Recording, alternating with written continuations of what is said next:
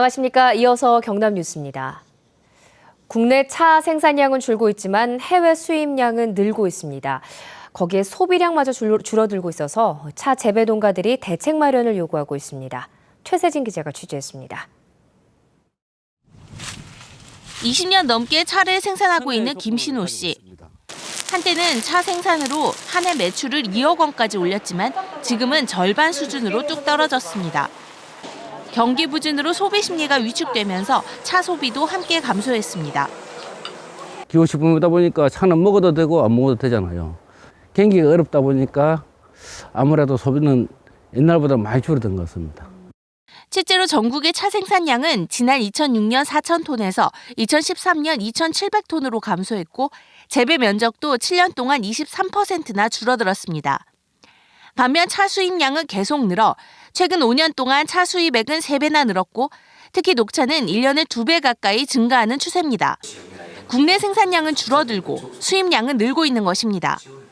차 음료 시장에서도 녹차가 차지하는 비중은 미미합니다.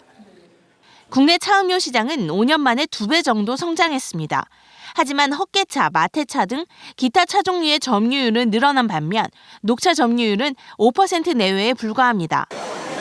더군다나 커피 시장은 점점 증가해 지난해 커피 수입액은 6억 달러로 지난 10년 동안 2.6배 성장했습니다.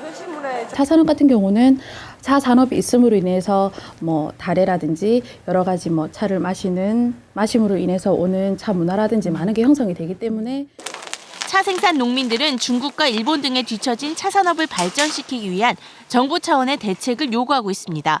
KBS 뉴스 최세진입니다. 홀로 사는 노인과 대학생 봉사자들을 연결해서 함께 다양한 활동을 하는 복지 사업이 호응을 얻고 있습니다. 쓸쓸히 시간을 보내던 독거 노인들에게 손자와 손녀가 생긴 셈인데요. 삶의 활력이 되고 있습니다. 김준원 기자입니다. 올해 89살인 옹성자 할머니 댁에 반가운 손님들이 찾아왔습니다.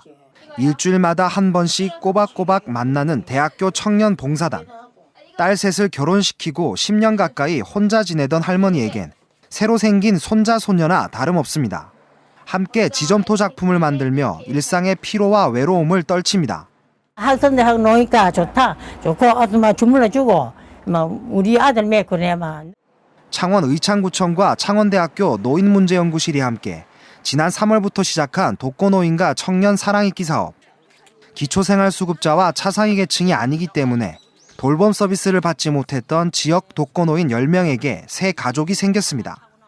처음엔 아무래도 어르신들은 댁에 방문하는 걸 좀 꺼려하시고 특히나 낯선 사람들이니까 좀 그러신데 좀 시간이 지나면 어르신들이 마음 열어주시고 하시니까. 80이 넘는 고령이지만 손주뻘 되는 학생들과 산책과 요리, 공예 등 다채로운 프로그램을 함께합니다. 본인들이 직접 사회에 나와가지고 활동에 참여함으로 해서 자기 삶의 요역도 고치시키고 살아가는 목적도 달성할 수 있지 않을까. 100세 시대를 맞았지만 외롭게 노년을 보내는 노인들. 지속 가능한 봉사활동을 통해 가족 구성원과 같은 친밀도를 느끼면서 삶의 활기를 되찾고 있습니다. KBS 뉴스 김준원입니다. 창원지방검찰청 공안부는 북한을 맹목적으로 찬양한 이적 표현물과 자작글을 인터넷에 올린 혐의로 옛 통합진보당 당원 35살 진모 씨를 구속 기소했습니다. 진 씨는 2011년 4월부터 지난해 9월 사이 인터넷 포털 사이트에 서방의 유토피아, 북한에서 찾다라는 문건 등 이적 표현물 793건을 올린 혐의를 받고 있습니다. 진해경찰서는 술에 취해 가게 주인과 손님을 상대로 상습적으로 협박과 폭행을 일삼은 혐의로 46살 우모 씨를 구속했습니다. 우 씨는 지난 22일 밤 창원시 진해구의 한 편의점에서 자신을 향해 비아냥거렸다는 이유로 손님 48살 박모 씨를 때리는 등 주변 상가 일대에서 5차례에 걸쳐 협박과 폭행을 한 혐의를 받고 있습니다. 창원 중부경찰서는 길에서 주운 다른 사람의 교통카드로 창원시 공영자전거인 누비자를 대여해 타고 다닌 58살 이모 씨를 절도 혐의로 불구속 입건했습니다. 이 씨는 지난달 말 길에서 습득한 교통카드로 누비자 자전거를 빌려 반납하지 않고 타고 다니는 등 자전거를 바꿔가며 모두 3차례에 걸쳐 누비자 자전거를 대여한 혐의를 받고 있습니다. 어제 오후 2시 20분쯤 창원시 가포 신항에 정박 중이던 몰타 국적의 7만 5천 톤급 자동차 운반선 안에서 53살 이모 씨가 몰던 승용차가 2m 아래 갑판으로 떨어졌습니다. 이 사고로 이 씨 등 5명이 경상을 입었습니다. 소방당국은 이 씨가 운전 미숙으로 사고를 낸 것으로 보고했습니다. 거가대교 개통 이후 관광지로 주목받고 있는 부산 강서구 가덕도 일대에서 불법 숙박 영업이 성행하고 있습니다. 이런 숙박업소들은 관리 감독도 받지 않고 있어서 안전사고의 위험이 큽니다. 황영규 기자가 취재했습니다. 거가대교 입구의 바닷가 마을, 한적한 주택가로 들어가 집안 내부를 살펴봤습니다. 주방과 욕실 등 숙박시설을 갖추고 있습니다.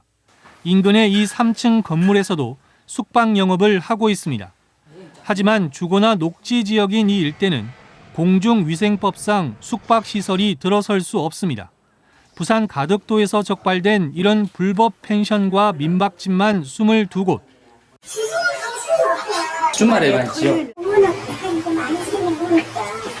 거가대교 개통 이후 가덕도 주변이 관광지로 떠오르자 불법 숙박시설이 우후죽순으로 들어선 겁니다.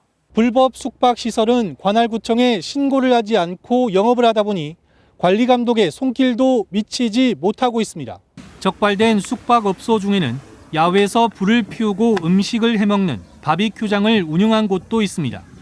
이런 시설은 목재로 돼 있어 화재가 날 경우 대형 인명피해도 우려됩니다. 미신고 숙박업소는 전기, 소방, 안전점검을 받지 않고 있기 때문에 안전사고의 위험이 항상 노출되어 있습니다.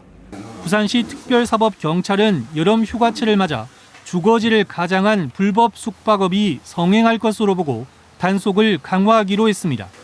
KBS 뉴스 황현규입니다.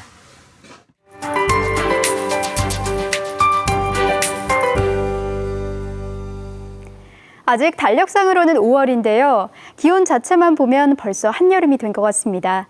오늘도 한낮에는 불볕 더위가 기승을 부리겠습니다. 창원이 32도, 밀양이 34도로 평년 기온을 7, 8도가량 웃돌겠습니다. 이 정도면 8월 중순에 해당되는 기온인데요. 낮 기온은 크게 오르지만 아침, 저녁으로는 아직까지 선선한 점 주의하셔야겠습니다. 우리 지역은 5월에는 이례적으로 폭염특보가 내려졌습니다. 그만큼 한낮 더위로 몸살을 앓고 있는데요. 현재 밀양과 창녕을 비롯한 총 10개 시군으로 폭염주의보가 내려졌습니다. 오늘 아침 기온은 창원이 18.8도로 대부분 지역에서 1, 2도가량 높게 시작했습니다. 한낮 기온은 대부분 지역에서 30도를 웃도는 더위가 이어지겠는데요. 또 창녕과 의령, 함안과 밀양으로는 폭염주의보가 내려진 점 주의하셔야겠습니다. 서부 지역의 낮 기온은 어제와 비슷하거나 조금 높겠습니다. 현재 거창과 합천, 함양과 산청, 하동과 사천으로 폭염주의보가 내려졌습니다. 폭염주의보는 오전 11시를 기점으로 발효되겠습니다. 대부분 지역으로 화창한 날씨가 이어지는 만큼 오늘도 강한 자외선에 주의하셔야겠습니다. 햇볕이 강한 낮 12시부터 오후 5시 사이에는 외출을 삼가시는 게 좋겠습니다. 오늘은 해상에서는 안개가 짙게 끼는 곳이 많겠습니다. 또 물결은 먼 바다에서 최고 1m로 잔잔하게 일겠습니다. 금요일까지는 낮 기온이 30도 안팎까지 오르면서 고온 현상이 계속되겠지만 토요일에 비가 내리면서 더위가 한풀 꺾일 전망입니다. 기상정보였습니다. 경남과 부산, 울산 등 동남권 지역의 상장 기업 주가가 오름세를 나타내고 있습니다. 한국거래소 조사 결과 지난달 말 기준으로 경남과 부산, 울산 지역의 상장 기업의 주가 등락률은 지난해 12월 말에 비해 30% 가까이 올랐습니다. 이 가운데 창원의 대림비앤코가 430% 올라 최고 상승률을 기록했고 한국주철관도 220% 올랐습니다. 경남 지역 아파트 가격 상승세를 이끈 김해 지역 아파트 매매가가 19개월 만에 하락했습니다. 모바일 리서치 부동산 서베이는 주간 조사에서 경남 지역 아파트의 평균 매매가와 전세가 각각 0.03% 상승했다고 밝혔습니다. 매매가는 양산이 0.13%, 사천 0.07%, 창원이 0.03% 상승한 반면 김해가 유일하게 0.01% 하락했습니다. 프로야구 NC 다이노스가 학생들의 문화체육 활성화와 공동체 의식을 키우기 위해 진행하고 있는 스쿨데이 행사 초청 학생이 만여 명에 이르고 있습니다. 창단 첫 해부터 도입한 마산구장 나들이 스쿨데이에 지난 3년 동안 13개 학교가 참가했고 7월까지 진주 동명고와 마산고 학생들이 찾으면 10,000명을 넘어서게 됩니다. 올해로 41회를 맞이하는 장보고기 전국조정대회가 서낙동강에서 열립니다. 대한조정협회는 오늘부터 29일까지 4일간 서낙동강 조정경기장에서 대회를 연다고 밝혔습니다. 이번 대회에는 국가대표 선수 등 전국 67개 팀, 선수 440여 명이 출전해 모두 93회 레이스를 펼칩니다. 지리산 국립공원 사무소는 지리산 세석대피소 일대에 이달 중순부터 철쭉이 피기 시작해 현재 70% 가까이 개화했다고 밝혔습니다. 국립공원 측은 세석대피소 일대 철쭉의 개화 절정은 오는 29일을 전후로 예상했습니다. 한편 올해 지리산에는 복수초가 전년보다 한 달가량 늦게 개화하는 등 봄꽃 개화 시기가 예년보다 늦어졌습니다. 찬반 논란이 일고 있는 사천 동지역 인재육성 학습관 건립 여부를 놓고 다음 달 3일 시민 대토론회가 열립니다. 사천시는 지역 인재 유출을 막는 차원에서 62억 원을 들여 삼천포동 지역에 인재 육성 학습관을 건립해 고교생 180명에게 교육 환경을 제공하기로 했습니다. 하지만 일부에서는 연간 15억 원의 운영 예산이 특정 학생에게 혜택을 줘 교육 형평성 문제와 사교육 조장 등을 들어 반대하고 있습니다. 문화가 있는 날 피아노 3중주 하우스 콘서트가 오늘 오전 11시부터 경남 문화예술회관 대공연장에서 열립니다. 한국전업미술가협회 경남지회 특별기획전 기업과 만나다 어울림과 소통전이 오늘부터 6일간 창원 성산아트홀에서 전시됩니다. 흥청 일대기를 표현한 작품 역사 속 흥청 이야기가 오늘 30일 오후 3시 진해문화센터 공연장 아리아홀에서 무료로 공연됩니다. KBS 뉴스를 마칩니다. 고맙습니다.